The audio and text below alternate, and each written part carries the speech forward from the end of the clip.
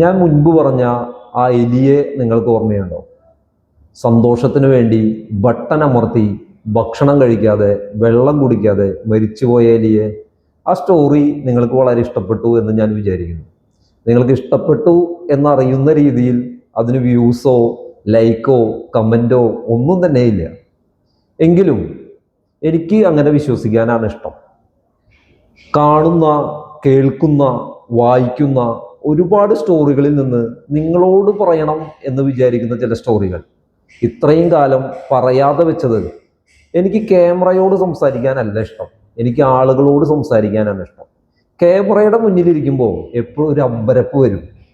എങ്കിലും ആ അമ്പരപ്പോട് കൂടി തന്നെ നിങ്ങളോട് ഞാൻ ഒരു സ്റ്റോറിയും കൂടി ഷെയർ ചെയ്യാം. ആ സ്റ്റോറി ഒരു പരീക്ഷണമായിരുന്നു.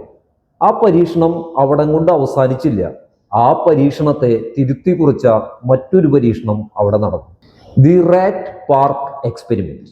ബ്രൂസ് അലക്സാണ്ടർ എന്ന് പറയുന്ന ശാസ്ത്രജ്ഞൻ ചിന്തിച്ചു, എന്തുകൊണ്ട് ആ എലികൾ ലഹരിക്ക് അടിമപ്പെട്ടു.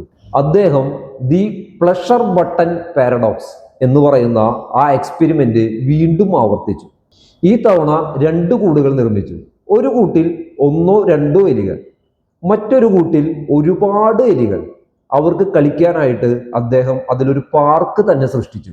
കഴിക്കാൻ ഭക്ഷണം, കളിക്കാൻ പന്തുകൾ, ഒരുപാട് കൂട്ടുകാർ, അങ്ങനെ എലികൾക്ക് ആഘോഷിക്കാൻ പറ്റിയ ഒരിടം. 2ഇടത്തും ലഹരി കലർത്തിയ വെള്ളം വെച്ചു.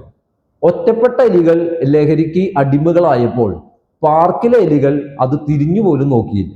തങ്ങളെ സ്നേഹിക്കാനും കൂട്ടിനും ആളുകളുള്ളപ്പോൾ അവയ്ക്ക് ആ കൃത്രിമ സന്തോഷത്തിന്റെ ആവശ്യം വന്നില്ല. ഇതാണ് മനുഷ്യന്റെയും അവസ്ഥ.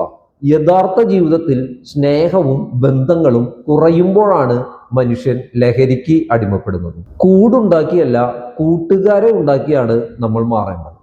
അതുകൊണ്ട് ഓർക്കുക, സ്ക്രീനിനുള്ളിലെ കൃത്രിമ ലോകവും ലഹരി തരുന്ന കൃത്രിമ സന്തോഷവുമല്ല യഥാർത്ഥ ജീവിതം. പുറത്തുള്ള മനുഷ്യരും അവരുമായുള്ള ബന്ധങ്ങളും അവർ നമുക്ക് നൽകുന്ന അനുഭവങ്ങളുമാണ് യഥാർത്ഥ റിയാലിറ്റി. റിയാലിറ്റിയെ തിരിച്ചറിയൂ, സന്തോഷമായി ജീവിക്കും.